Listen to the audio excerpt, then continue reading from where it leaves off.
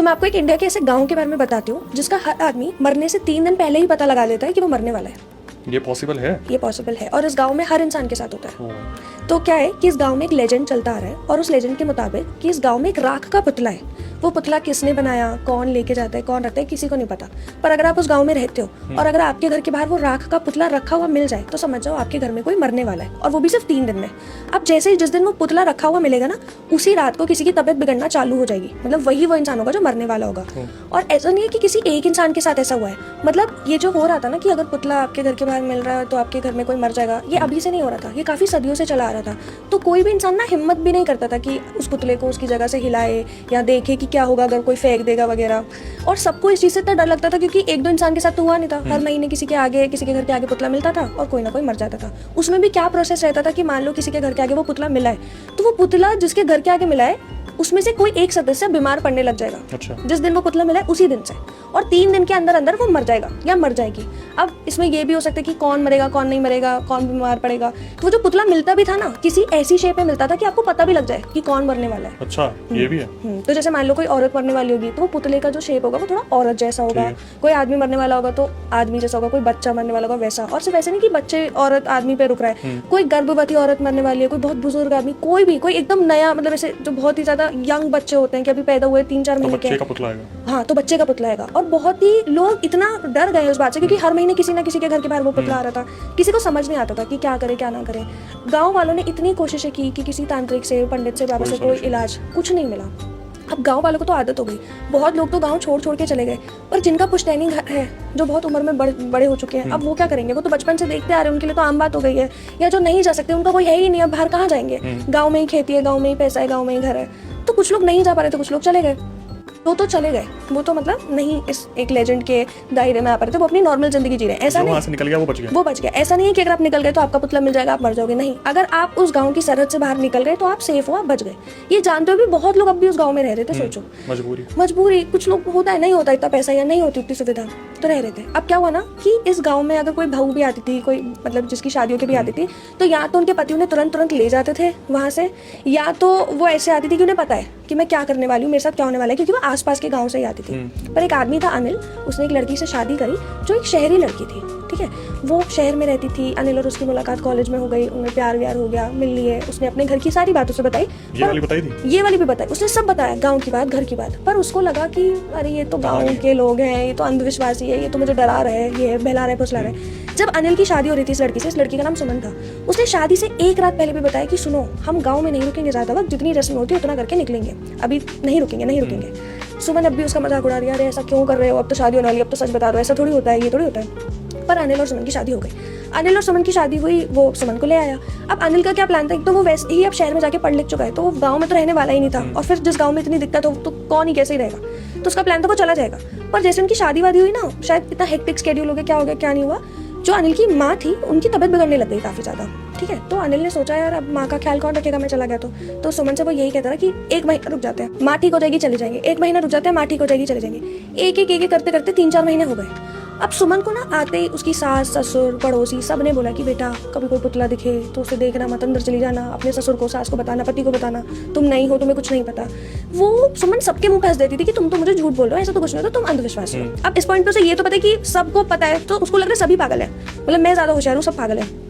तो वो सबको कह रही है नहीं ये तो अंधविश्वास है, ऐसा थोड़ी होता है। पर क्योंकि वो 2-4 महीने रह ली तो उसको दिखने लग गया कि 2-4 लोग मर गए हैं, एक्चुअल में मर गए हैं, कि उनके घर के बाहर पुतला मिला, जिस शेप में मिला उसी साइज का या उसी जेंडर का इंसान मर गया। अब सुमन को क्या लग रहा है कि कोई गांव का ऐसा आदमी है जिसको पता है कि कौन किस घर में बीमार है, और वो उसी का पुतला बना के घर के आगे छोड़ देता है, और लोगों को लगता है ये कोई जादू है, टोटका टूना है, जो भी है। और अब सुमन इस बात को अपना साइंस से रिलेट कर रही है कि वो तो बहुत पढ़ी लिखी थी, तो वो तो मानती नहीं कि अगर ये अंधविश्वास नहीं है तो साइंस है। साइंस क्या है कि कोई है पढ़ा लिखा है इस गाँव में जिसको सबकी बीमारियों के बारे में पता है, सबका पता है कि इतने दिन में मरेगा, उतने दिन में मरेगा, वो जाके रखाता है कि अगर कोई बच्चा पैदा हुआ है, बीमार पैदा हुआ है, उसे कोई दिक्कत हुई तो मर जाएगा, तो बच्चे का पुतला रख दिया। कोई बहुत बुजुर्ग है, 4 दिन से खांस रहा है, तो उसका पुतला रख दिया।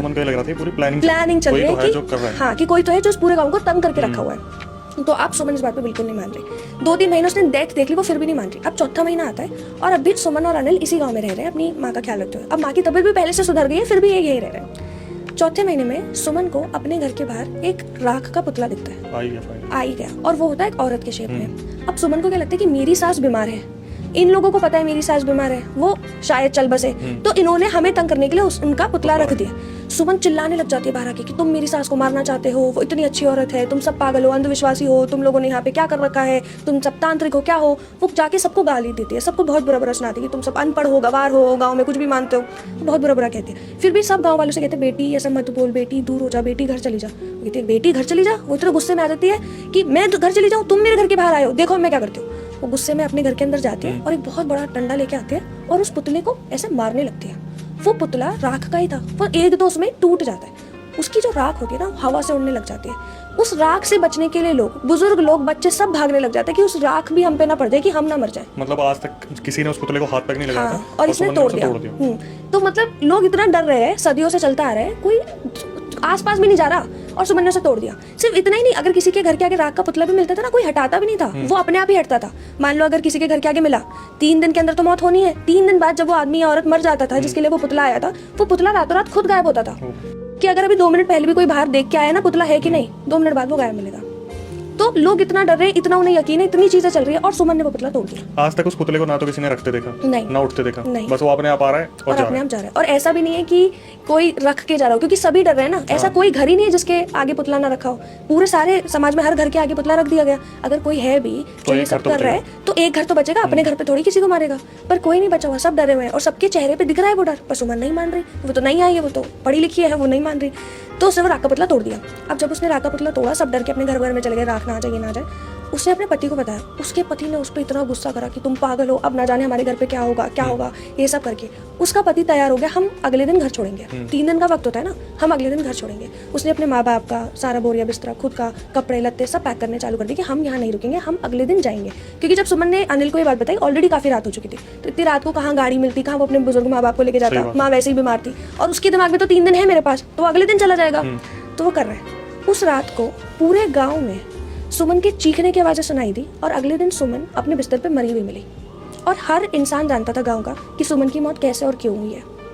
क्यों हुई है ये तो समझ में आ गया, लेकिन कैसे हुई है ये कैसे पता चला? मैं बताती हूँ। जब ये सब हुआ कि अनिल ने डिसाइड कर लिया हम जाएंगे, उस रात को जब अनिल और सुमन सोए तो सुमन को ना रात के 3 बजे के करीब अपने कमरे की खुलने की आवाज़ आती है। अब अगर कोई भी पति पत्नी सोते हैं तो ज़रूर ऐसा कमरा लॉक करके अंदर से सोते हैं। जब सुमन को आवाज़ आती है उसे लगता है शायद अनिल उठा होगा, वो देखती है अनिल तो सो रहा है, वो सो जाती है। 2 सेकंड बाद उसे ऐसा लगता है कि कोई चल के कमरे में आ रहा है, तो वो खड़ी होती है। कहीं पे भी बिस्तर होता है, अगर खाट भी है गाँव में तो थोड़ी हाइट पे होती है, अगर आप उठ के देख रहे हो ना तो तुम उसी हाइट पे देखते हो। तो देखती है कोई भी नहीं है, वापस लेट जाती है। उसको फिर ऐसा आवाज़ आती है कि किसी के कदम चल रहे हैं, कोई चल रहा है। फिर खड़ी होकर देखते कोई नहीं है। अब वो सोचती है मैं उतर के देखूंगी कौन है। जैसे ही वो उतर के अपने कमरे से बाहर जाने वाली होती है, उसे अपने दहलीज पे वही राख का पुतला मिलता है जो अभी उसने सुबह तोड़ा था। पहले तो उसने वो पुतला सुबह तोड़ा था, कैसे दिख रहा है, और दूसरा ये कि कमरा अपने आप से कैसे खुला। सुबह तक वो पुतला जिस हालत में उसे दिख रहा था वो एक औरत की शेप थी। अब वो पुतला उसे गर्भवती औरत की शेप में दिख रहा है। उसको लग रहा है कोई इसके साथ मजाक कर रहा है, कोई तो है जो अब इसको बहुत ज्यादा तंग कर रहा है। और या तो किसी को बुरा लग गया कि अगर कोई खेल खेल रहा था तो उसको बुरा लग गया, वो आके भी नहीं तंग कर रहा है, जानबूझ के सब कर रहा है। अब सुमन चीख चीख के अपने पति को ऐसा उठाने लग जाती है, देखो तुम्हारा गाँव कैसा है, मैं एक दिन और यहाँ नहीं रुकूंगी, देखो देखो ये क्या चल रहा है। तो सुमन ऐसे वैसे करती है। अब अनिल जो है वो नहीं उठ रहा। सुमन को लग रहा है कि क्यों नहीं उठ रहा, क्या हो गया, और जोर जोर से हिलाते उठो उठो उठो, वो नहीं हिलता। अब सुमन को आवाज आ रही है कि कोई फिर से चलते हुए उसके पास आ रहा है। अच्छा। पर कोई तो है ही नहीं कमरे में। सुमन को अब डर लग रहा है। अब वो डर के मारे अनिल को उठा रही है कि उठ जाओ यार, क्या कर रहे हो, उठ जाओ, देखो क्या हो रहा है, मुझे डर लग रहा है। पर वो तब भी नहीं कोई उठ रहा। अब जैसे जैसे वो डर रही है ना, वो देख रही है कोई भी नहीं है, बस वो राख का पुतला अपने आप पास आते जा रहा है। अब सुमन इस पॉइंट पे बहुत डर चुकी है। तो कोई भी अगर डरता है तो वो बीचों बीच नहीं रहता कमरे के, किसी कोने में जाने की कोशिश करता है कि कोने में जाके हम प्रोटेक्ट करेंगे खुद को। तो सुमन अपने बिस्तर के जो पास का कोना होती है उसमें जाके छुप जाती है। जैसे वो छुपती है और देखती है ना, उसको अपने एकदम अपोजिट साइड का जो दूसरे तरफ का कोना है उसमें कोई खड़ा हुआ दिखता है। और सुमन ये देख के चिल्लाने लग जाती है, कौन हो तुम, यहाँ क्या कर रहे हो, क्या है, कौन हो। जैसे जैसे वो चिल्ला रही है ना, वो जो भी आदमी था, एंटिटी थी, उसके पास आते जा रही है। और जैसे जैसे वो पास आ रहा है उसका जो हाइट है वो बढ़ता जा रहा है। तो मान लो अगर पहले वो इतना था तो इतना इतना इतना, जैसे जैसे वो और पास आ रहा है और हाइट बढ़ रही है। अब वो जब बहुत पास आ गए ना तो सुमन ने नोटिस करा कि राख उड़ रही है। वो जो एंटिटी थी, वो जो आदमी था, वो राख का पुतला ही था जो अब इतना बड़ा हो चुका था।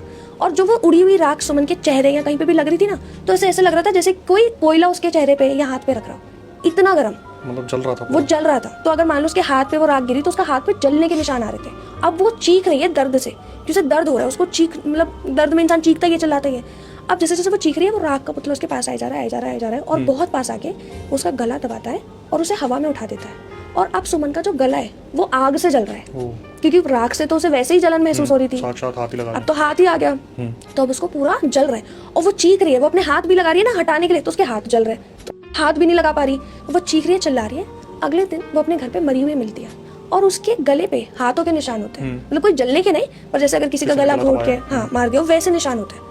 और अब क्या है कि सुबह सुबह जैसे ही 6-7 बजते हैं, जैसे ही थोड़ा सा भी उजाला होता है ना, पूरे गांव वाले सुमन के घर आ जाते हैं। और अब अगर कोई ऐसी सिचुएशन होती है कि मान लो कोई मतलब मरा हुआ आदमी औरत मिलती है, सबसे पहला शक जाता है पति ने मारा होगा अगर पत्नी मिली है, और पत्नी ने मारा होगा अगर पति मिला है तो। कोई भी इंसान अनिल पे शक नहीं करता, सबको पता होता है सुमन कैसे मिली, कैसे मरी। उसका रीजन क्या है कि उस रात, जिस रात सुमन के साथ ये सब हो रहा था, गांव के हर इंसान को एक ही सपना आया, मतलब सबने सुमन की मौत को अपने सपने में देखा, सबको यही सपना आया कि सुमन कैसे मरी, उसके साथ क्या क्या हो रहा था। हस्बैंड को भी आता है, हस्बैंड को भी आ रहा था, और सबने यही बात करी कि हमारे हाथ पैर भी नहीं उठ रहे थे, सारे स्लीप पैरालिसिस, सारे, कि हम बिटिया को बचाना चाहते थे, हम उठ नहीं पा रहे थे। अनिल रोए जा रहा है कि मैं अपनी बीवी को बचाना चाहता था पर मैं उठ नहीं पा रहा था, मैं कोशिश कर रहा था, मैं लड़ रहा था, मुझे मेरे सामने दिख रहा था कि जैसे मैं साक्षात वहाँ खड़ा हूँ, पर मैं हिल नहीं पा रहा था, मैं हिल नहीं पा रहा था। तो अनिल बहुत रो रहा था, बहुत रो रहा था कि तू इतना मत रो बेटा, क्या है अब क्या करें, कोई बात नहीं। तो वो बताता है कि मेरी बीवी प्रेग्नेंट थी, मतलब 2 जाने गई हैं। 2 जाने गई है। तो इसका ये भी कनेक्शन है कि आपने देखा कि उसकी माँ तो बहुत वक्त से बीमार चल रही थी, जो पुतला आया वो औरत का आया था, मरने उसकी माँ वाली थी, इसने लाठी मार के खुद पे ले ली, और जो नेक्स्ट पुतला है वो एक गर्भवती औरत का आया, ओहो, तो ये इसलिए ये मर गई, और वही पुतला इतना बड़ा होकर इसे अपने साथ ले गया। और उस दिन के बाद से, जिस दिन ये हादसा हुआ, जिस दिन ये घटना घटी, किसी के घर के आगे भी अगर कोई पुतला रखा होता है, लोग उस जगह से मतलब गुजरते भी कोने से कि गलती से हमसे वो ना टूट जाए, क्योंकि इतनी दर्दनाक मौत मिली सुमन को अपनी गलती की, बेवकूफ़ी की वजह से, कि अब सब बहुत डरते हैं। ये लेजेंड की सुमन के साथ क्या हुआ, ये भी एक लेजेंड ही है गाँव वालों के लिए। ये हर जनरेशन के साथ पास होता हुआ जाता है, मतलब कि अभी मान लो अगर 15 साल पहले भी हुआ होगा, तो जो भी बच्चा पैदा हुआ है, बच्चे बच्चे को सुमन की कहानी पता है। और कोई भी अब अपने घर पे शहर की बहू नहीं लाता कि कहीं उसके साथ बेन हो जाए, करता है तो बाहर ही शादी करता है। तो वो गाँव में आज भी घरों के बाहर पुतले मिलते हैं, और जिसके घर के बाहर पुतला मिला वो आदमी मर जाता है, या औरत जिसका भी पुतला मिला। गांव खाली नहीं हो पा रहा, लेकिन ये प्रथा चलती चल रही है। प्रथा चलती जाती।